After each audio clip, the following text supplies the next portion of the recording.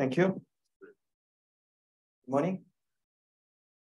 So, first of all, I'd like to thank the organizers for inviting me to this nice workshop. This was my original title. I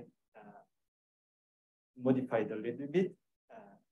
So it now reads quantum information with both discrete and continuous variables to make it a little more general, which probably better represents what I'm going to deliver today. So this is our group at Seoul National University. We are a theory group.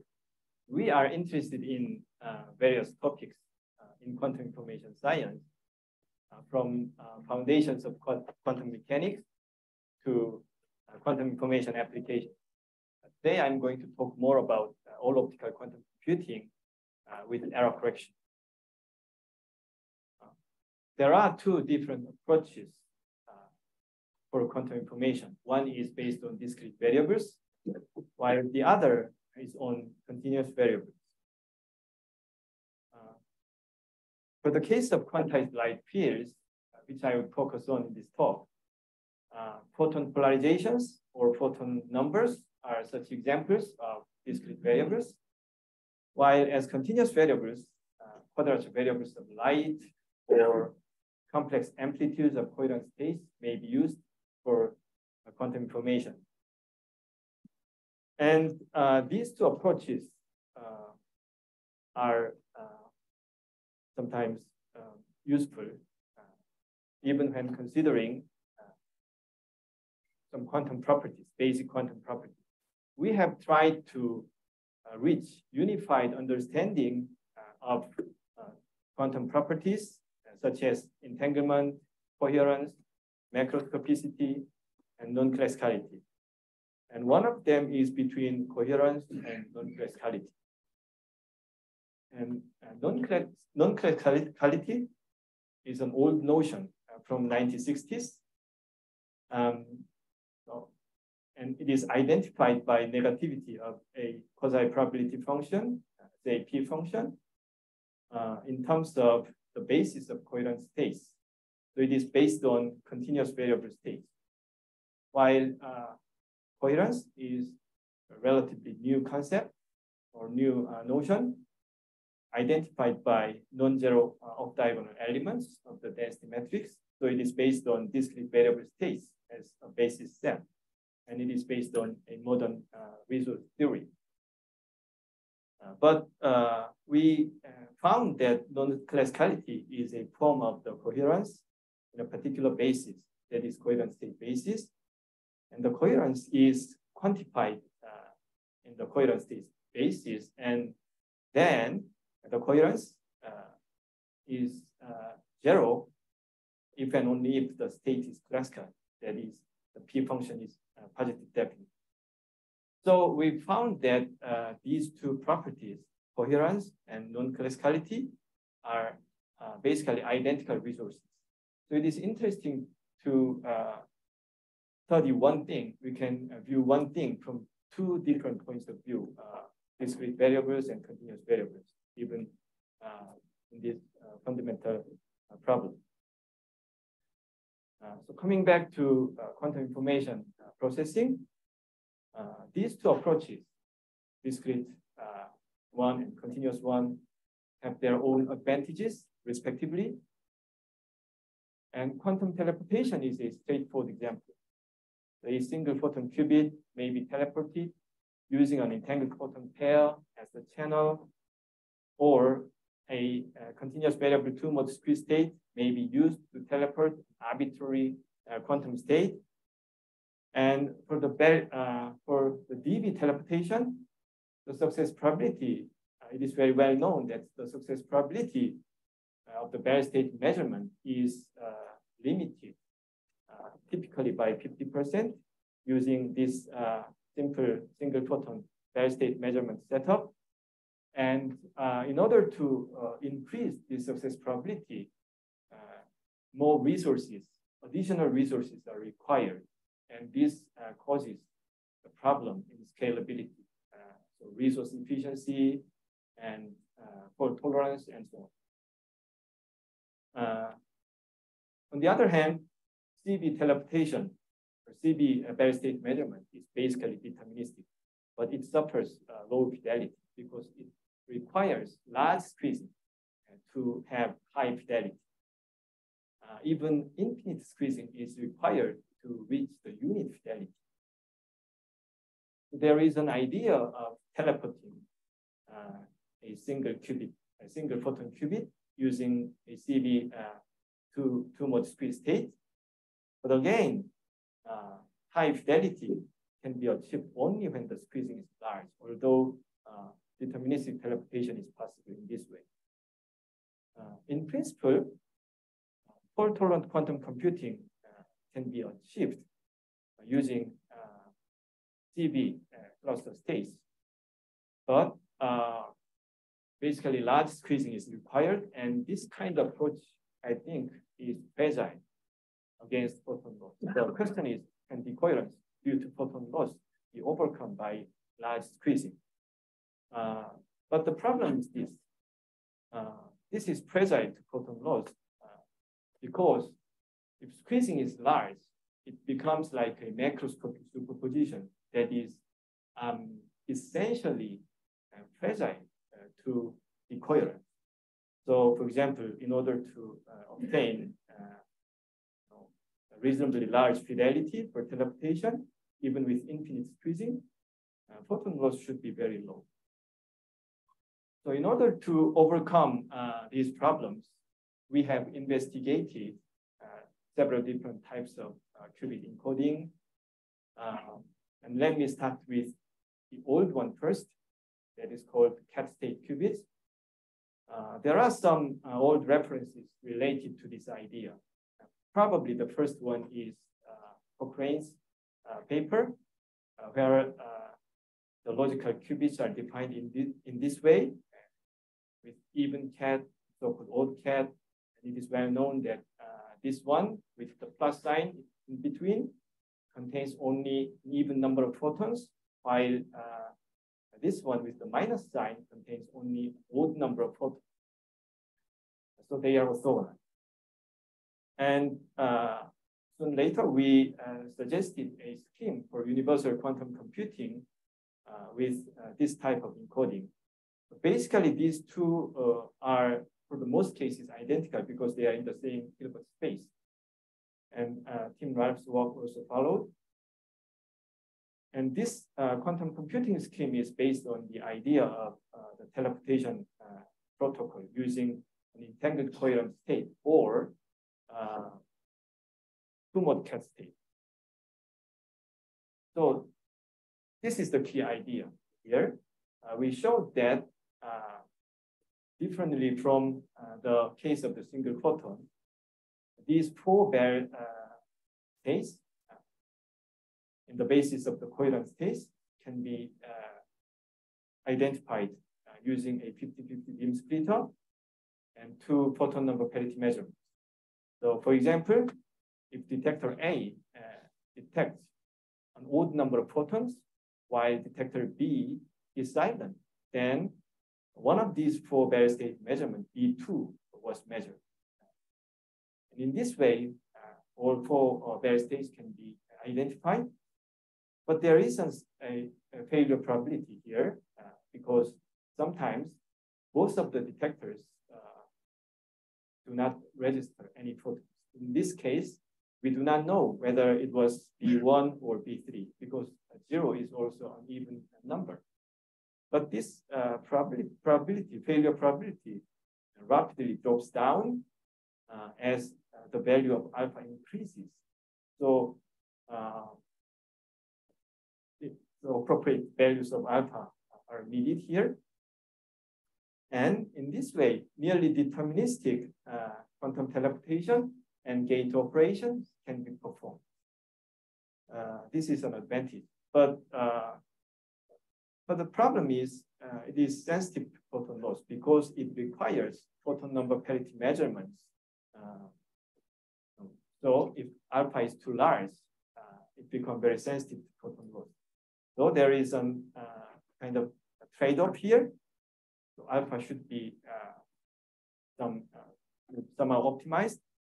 These optimized values depend on the details of the schemes, but typically it should be around 2 or larger than 2 for fault-tolerant quantum computing. And the Schrödinger cascades of these values are required as basic resource states. And these cascades were generated long ago, and people are doing much better now. And a proof of principle demonstration of quantum teleportation using 2-mode cascades was also demonstrated experimentally. And these cascades qubits recently have been investigated in the context of the circuit QED with a lot of progress, but it is beyond the scope of my talk. So now I move on to the hybrid qubit. So a single logical qubit here is defined in this way as the combination of the 2 parts, the single photon part and the coherent state part. So logical 0 is H alpha and B minus alpha is logical 1. For example, and of course, H and B are the photon polarization states of the single photon. And in this way, these 2 basis states become orthogonal, regardless of the value of alpha. So we can take advantage of both the single photon approach and the coherent state approach here. And again, the nearly deterministic quantum teleportation can be performed. So this is hybrid Bell state measurement of 2 physical Bell state measurements. One is cat state Bell state measurements, which I explained. So the cat Bell measurement. And this is a single photon Bell state measurement. As far as one of these 2 physical Bell state measurements works, the whole teleportation process succeeds because of the nature of the entanglement. These are entangled. So the failure probability again drops down rapidly as the value of alpha increases, and universal gate operations can be performed this way. And here, the basic resource states are this type of hybrid entangled states, and which were experimentally generated. There are several schemes to generate this kind of entangled states, and the simplest one is using a photon single photon addition unit and interferometer with these detectors here. And then we prepare 2 states, coherent state and the vacuum. And if detector clicks here, and we do not know whether the single photon was added here or here, the generated state is somehow approximately this type of state after some displacement operation. So small hybrid entangled states have been experimentally generated. And we apply this idea of hybrid qubits to measurement-based topological quantum computing with cluster states. So this is what we do. We prepare hybrid states first. And then 2 different types of offline resource states are generated with success probability 50%. And from this point on, everything is deterministic and fully ballistic. That means you only need measurements to build up the Rausendorf cluster state that we need to perform measurement-based quantum computing, including error correction. So these are 2 offline resource states that need to be generated.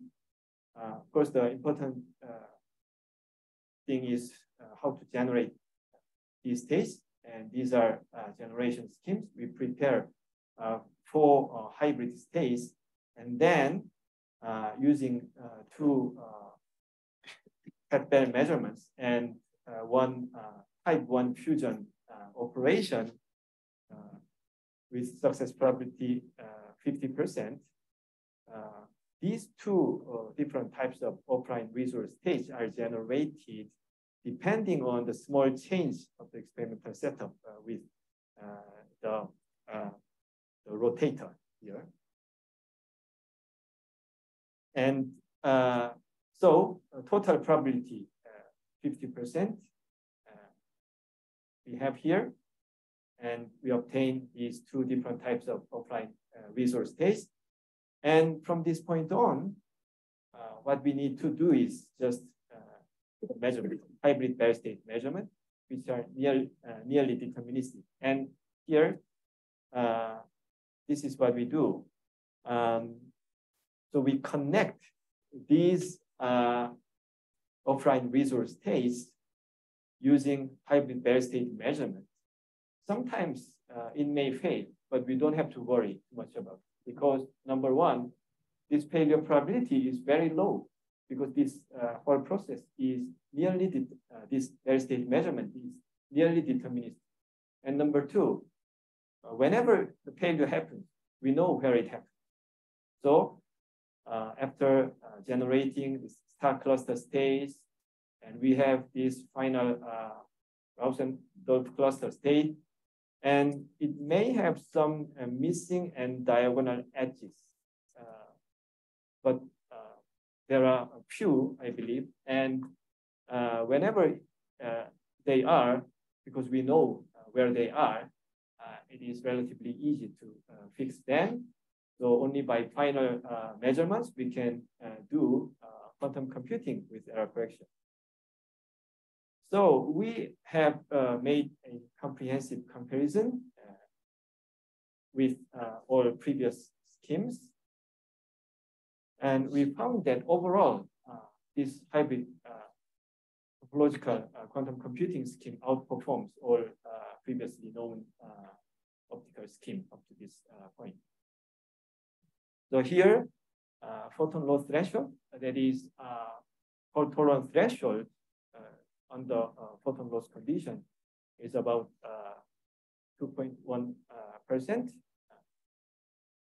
So this is for every physical photonic mode. So we consider from the point of generating initial basic resource state. It's not kind of after generating the final cluster state, and then the threshold is this much. It's not this case here. So we start from the very basic state of the basic resource state, and then the fault-tolerant threshold in terms of photon loss is about this value, and it is relatively more resource efficient than previous scheme. So in order to achieve logical error rate of 10 to minus 6, we need 10 to 5 to 10 to 6 basic hybrid entangled states. And it's still very demanding, but I'd like to say that it's quite a significant improvement. And in addition, it's nearly ballistic. So this is nearly deterministic after a certain point, and you don't need any feed forward after some initial stage. So this is a remarkable advantage, I think. And optimized values for hybrid states is about this value. So it is less than 1. It is not difficult to generate these states, although fidelity is limited. And this hybrid state is loss resilient in some ways. So for example, entanglement swapping can be performed in this way. So we prepare these 2 hybrid states, and then this coherent state part can be used for long distance communication. So you keep the single photon part both these two, say Alice and Bob, they keep the single photon part and they send the coherent state part, because this coherent state part can be made robust against decoherence by somehow reducing the amplitude alpha.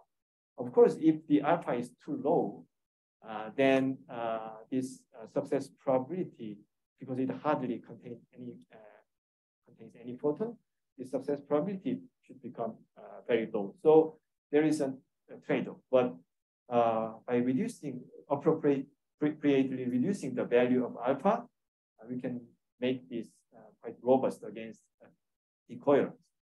So compared to just single photon entanglement, the entanglement can be much higher after swapping entanglement. So larger entanglement can be shared between the two parties, and this can be applied to quantum key distribution. So we recently found that we can get much higher key rate using hybrid entanglement over previous known results. And then also quantum teleportation may be useful. Again, this coherent state part can be used for long distance transmission by keeping the single photon part.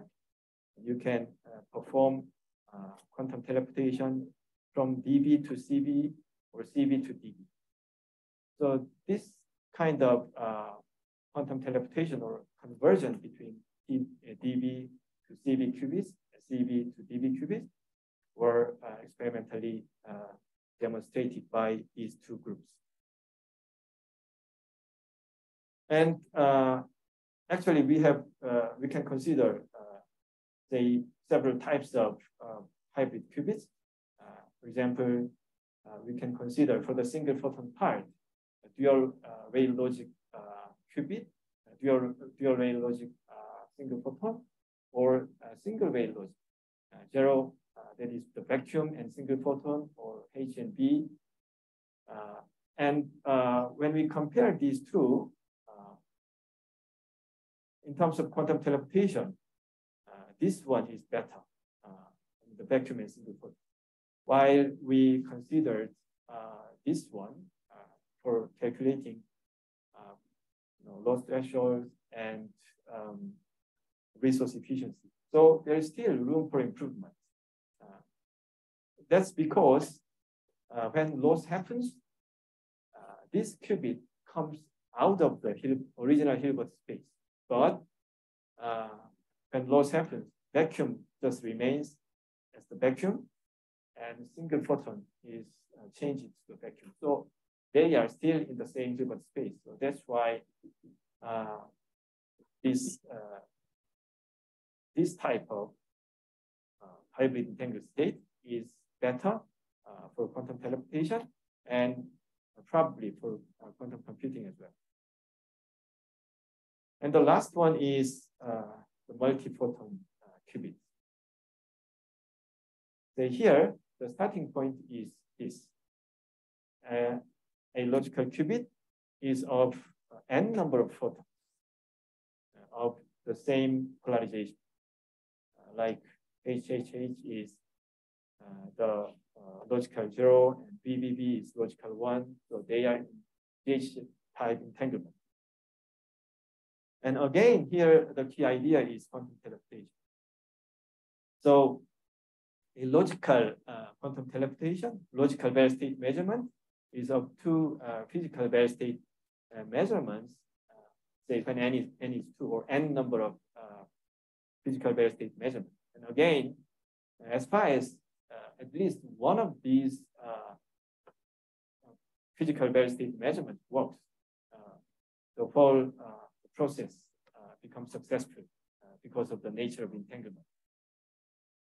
So the success probability becomes large as n increases. And we proposed a scheme starting from the 3-photon GH that stays to build up the cluster state.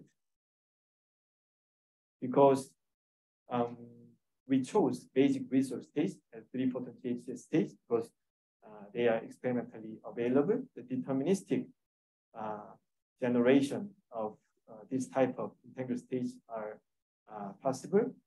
So we consider everything from this point. So again, I can say not after making the whole cluster state.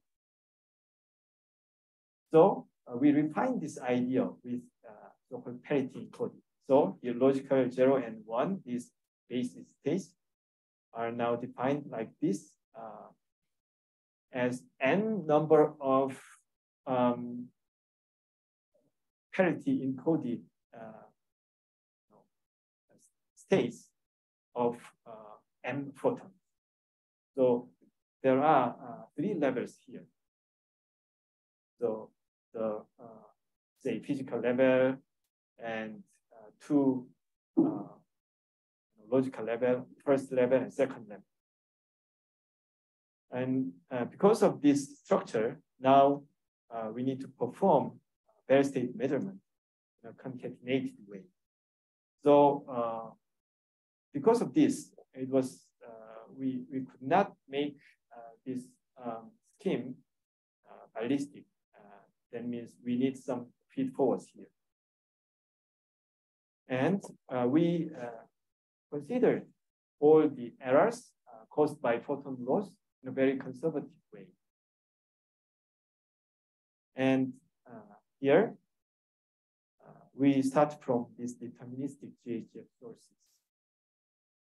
And using type 2 fusion, that is basically a single photon bare state measurement, we have these 2 kinds of resource states called microclusters.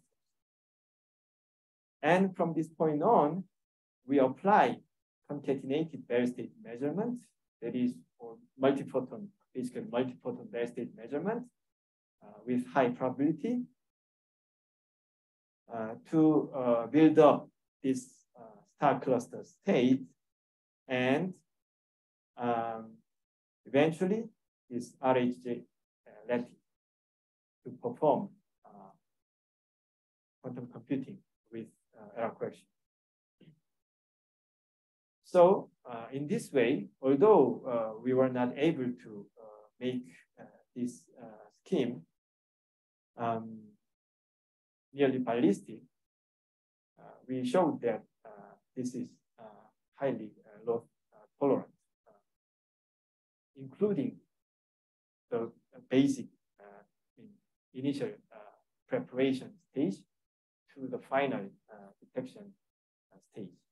It's up to 8.5% for every physical photon mode.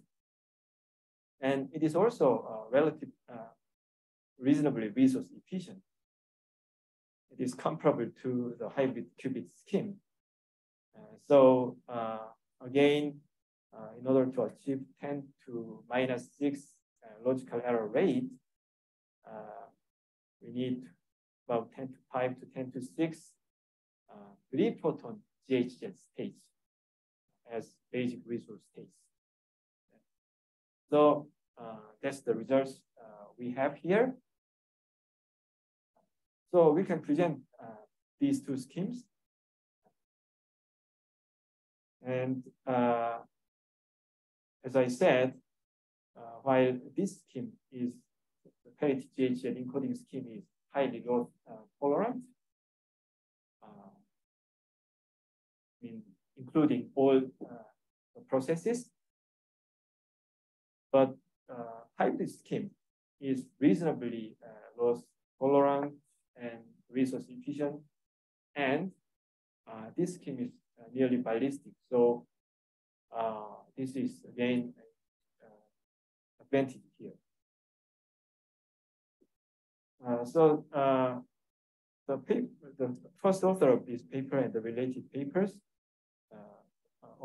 Omkar Sri Krishna, he was a former postdoc my group, and he now moved to Orca Computing, working there. And Hyunseok Jeong is around here, and he was a PhD student. He did his work and moved to Sydney now, working as a postdoc there. And there are some ongoing and future work. So we can consider different types of hybrid states. So it doesn't have to H alpha plus B minus alpha, or this coherent state part can be a different form. For example, alpha plus minus alpha and I alpha plus minus I alpha for them to have the same parity, or many different ways. So we do not know whether which one is the best for quantum computing. So we can consider all these. And this cluster state building process should be optimized because our schemes may not be optimal ones. So Hyunseok Jeong is doing this work. He presented a poster yesterday. And maybe we may apply this idea of particularly hybrid qubit scheme to other physical systems, such as trapped ions, because recently they can do conditional displacement operation and parity measurements for phonon modes, and also beam splitter operation. So these are quite desirable operations to implement this hybrid scheme. So maybe it may apply to other physical systems like ion trap. So fault-tolerant quantum computing, of course, is a long-term goal.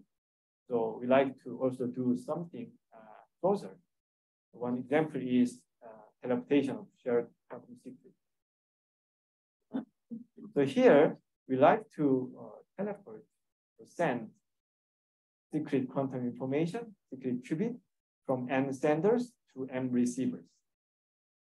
So this is the rule here. No single or sub-parties of senders or receivers are allowed to access the secret qubit during the whole process.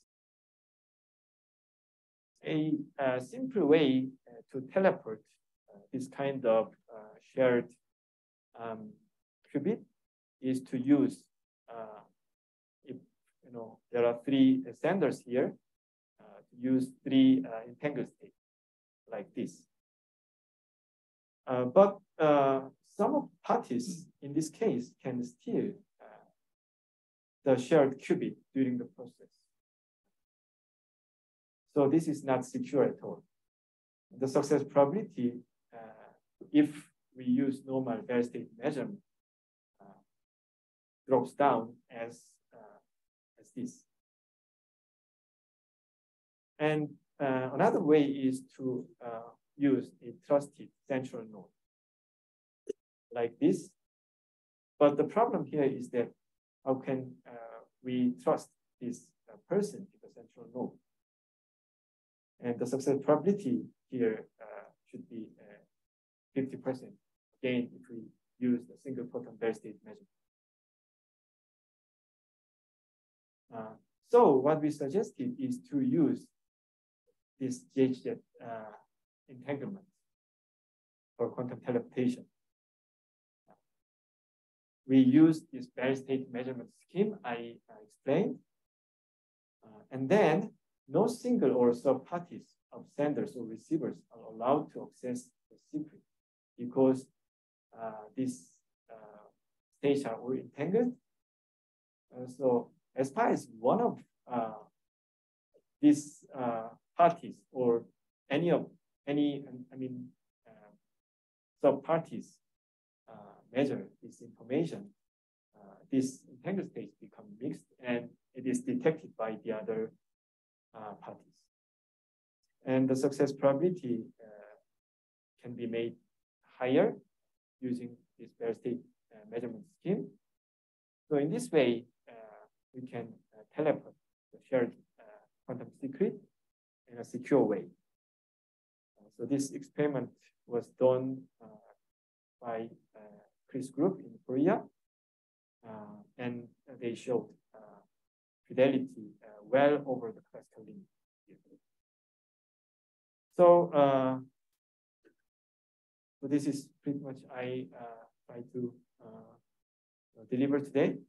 And I think we have learned that quantum information with both discrete and continuous variable is beneficial in many ways. Thank you for your attention.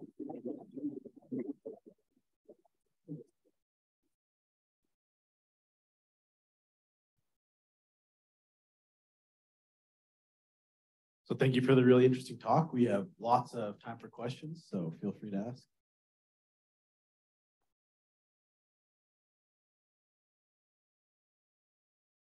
Hello. You must do a lot of numerical simulation to get these thresholds and resources. Can you just tell us a little bit about what tools you use and how much work it takes to get those numbers? Yeah, that's Seok Jeong may you can answer this question better than me. So,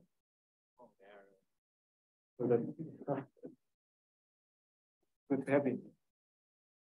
Very simply speaking, we use a lot of, we basically use Python, a lot of Python simulation and use decoding algorithm like pi matching.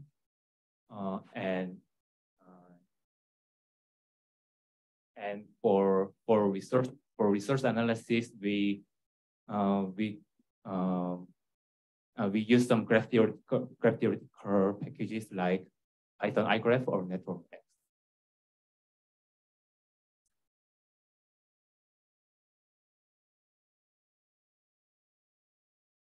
Thanks for a great talk. I had a question about your entanglement swapping scheme with 0 alpha plus 1 alpha. And you said that you are sending coherent state to the other side and then doing some single photon measurement or PNR measurement. That wasn't quite clear to me. Okay, there are several different ways to do that. So yes, you can do the single photon measurements like this. So this is one scheme. I mean, the basic idea.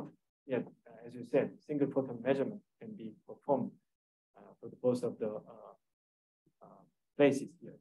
But we found that it's better to do this in this way, like homodyne detection for one party and photo detection in another party.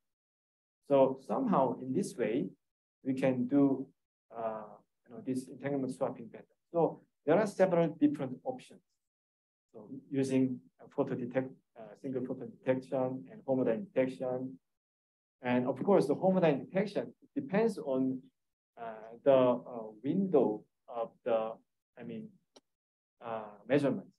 Say how much we will collect the measurement results. But if we reasonably narrow down the homodyne measurement results. You mean the bandwidth? Or? Yeah, because homodyne measurement results could be,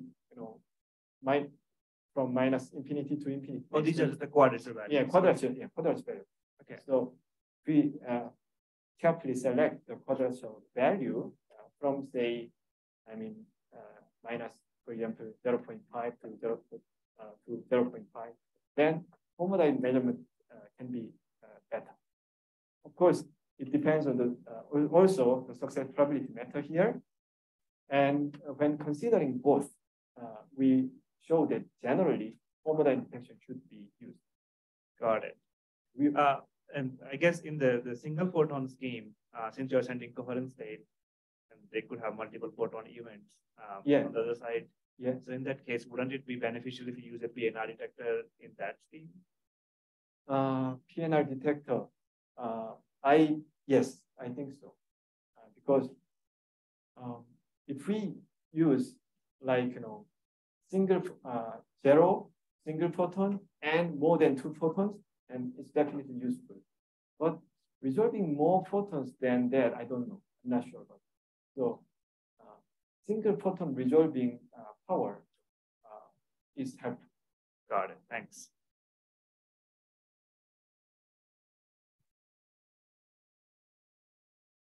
So in this scheme that you're showing us up here, can you explain why is it that with a coherent state, it's actually more robust than with a Fock state on mode B and D? Okay, so that's because if alpha is too large here, yeah, think about it. It's basically macroscopic superposition state or macroscopic entanglement. It's a kind of Schrödinger cat state. So alpha and minus alpha. If alpha is too large, then superposition of these two states are kind of superposition of two macroscopically or classically distinct states. So it's very fragile to photon burst. But this alpha is small, say basically less than 1, then it's very small. So it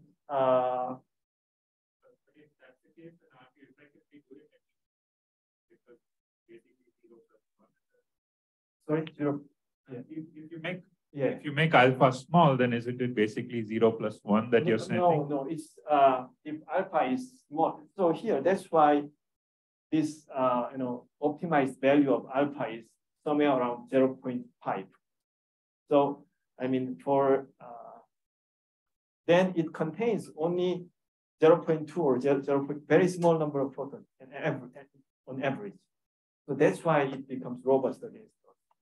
So we attenuate the coherent state part a lot so that it contains even on average less than 1 photon. Then it becomes more robust against loss compared to single photon entangled state. Any other questions? Hi, I think the idea of taking the best of linear optics, the dual rail encoding, and trying to mesh that with CV is a really interesting idea. I was wondering, can you explain a bit more how you would do universal gates on one of these CV-DB? Is it just you prepare the linear cluster state and teleport through the cluster state as normal? Yeah, that's right. It's basically gate teleportation.